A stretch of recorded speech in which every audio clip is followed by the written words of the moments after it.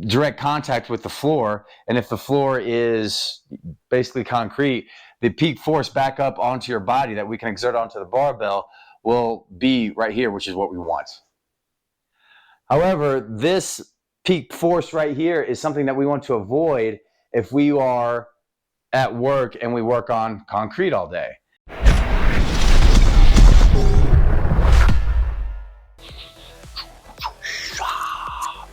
What's going on, everybody? Hey, it's Hopper. We got another video coming at you once again with Brutus, Ultimate Warrior. Gang's all here. Let's get started. The topic for this video will be footwear.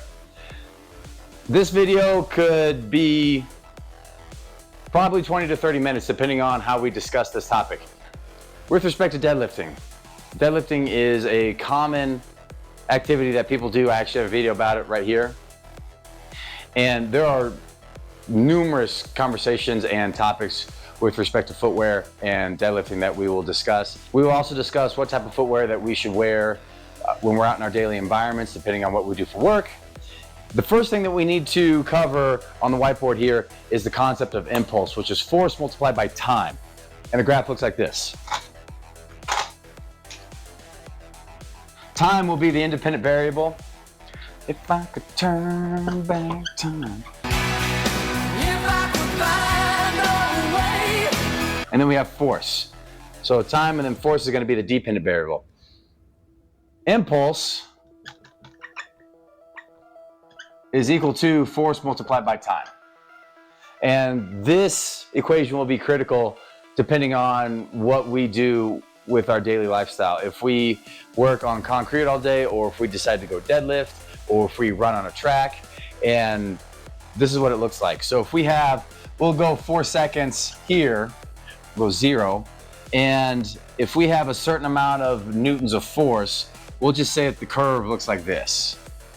And then if we have another amount of force that looks like this,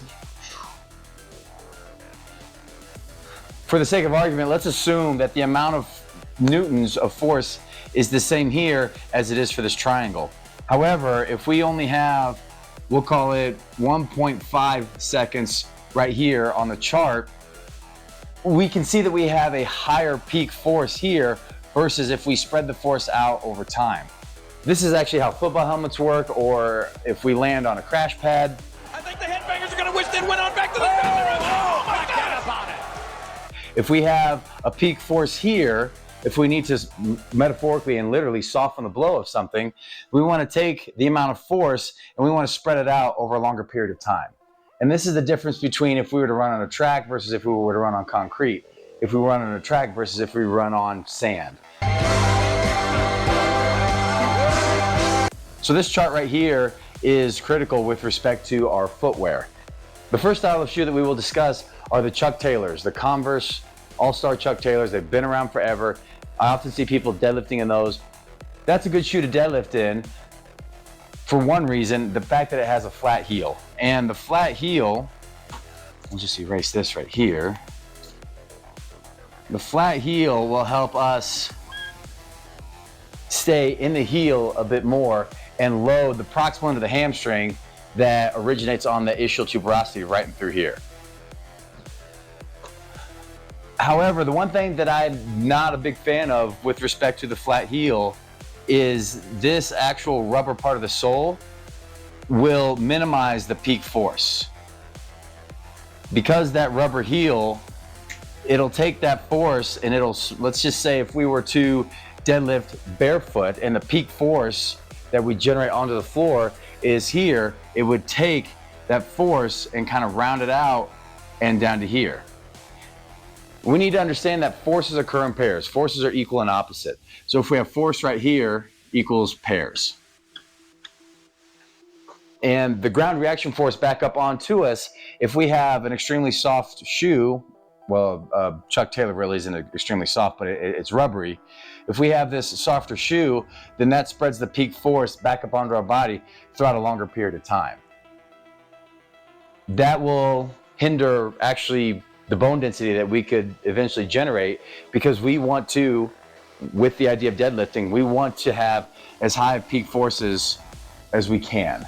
We never want to diminish that peak force when we look to lift weights or utilize a drill to generate explosive strength.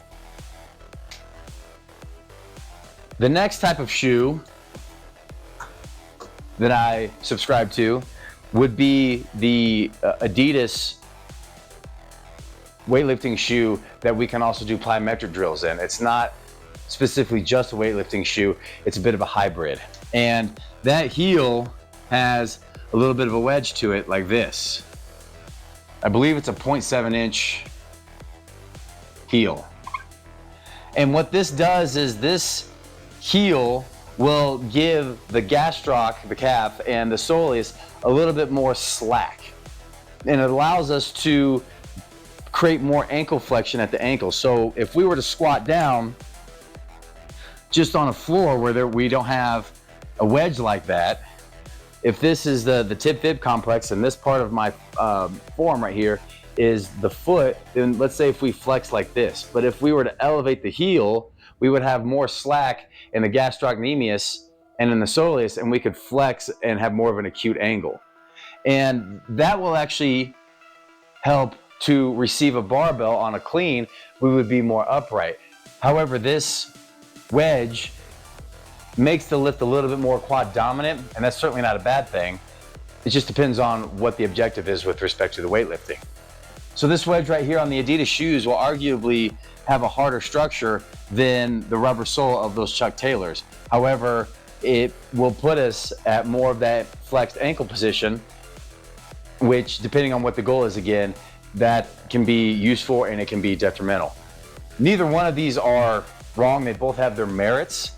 I would prefer the Adidas wedge shoe over the Chuck Taylors, simply because we're gonna have a higher peak force, regardless of the fact that the lift would be a little bit more quad dominant.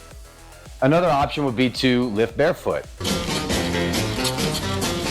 If we lift barefoot and we are on a flat surface, if we have the femur right here, the kneecap, and then if we have the tib fib complex with the foot, there is no shoe, and we literally have direct contact with the floor. And if the floor is basically concrete, the peak force back up onto your body that we can exert onto the barbell will be right here, which is what we want.